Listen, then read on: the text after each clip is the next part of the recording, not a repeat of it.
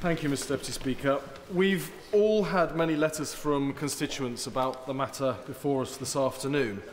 One I received came from a couple who first met in 1978. They've been in a loving and committed relationship ever since. They're accepted, welcomed and supported as a couple by their friends and their family. And they've waited 35 years for this house to finally catch up with what they and their friends already knew. That their same-sex relationship is every bit as valid, every bit as important and every bit as equal as their straight friends' relationships. Over the period of their relationship, there have been huge changes in how society at large views them and same-sex couples like them.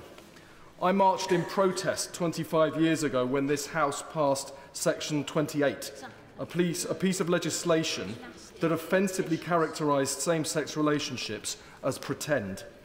The fact that we have a quite different piece of legislation before us today is testament to the power of politics to change minds and build a better society. And as I condemned the Conservative Prime Minister who promoted Section 28 all those years ago, today I pay tribute to the Conservative Prime Minister who has provided leadership on this issue. The legislation before us is a tribute to the legacy of campaigners like Michael Cashman and Chris Smith, to numerous socially progressive campaigners in the community, to LGBT people who have suffered hatred and discrimination in their lives because of who they were born, and to the lives of same-sex individuals and couples whose determination to secure equality was driven by the knowledge that the love they experienced in their relationships was no less than anyone else's love. Would you give way? I will give way. I'm very grateful to him for giving way because he's making a very powerful case against discrimination.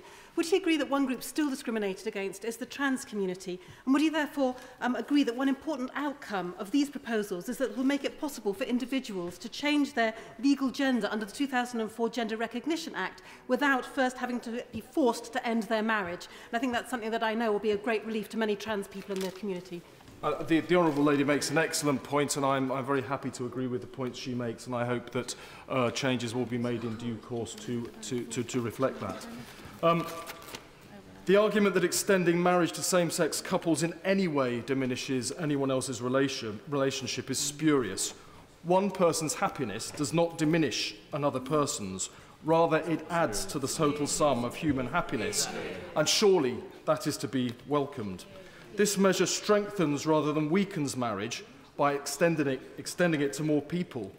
If you don't like gay marriage, then don't marry someone gay, but please don't deny that right to loving and committed gay and lesbian couples.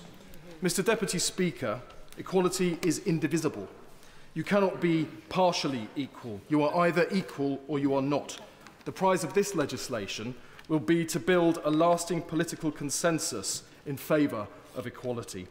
Today, this House must put itself on the right side of public opinion and on the right side of history by recognising in law at last that every person has the fundamental human right to love and to marry whoever they choose. Yeah.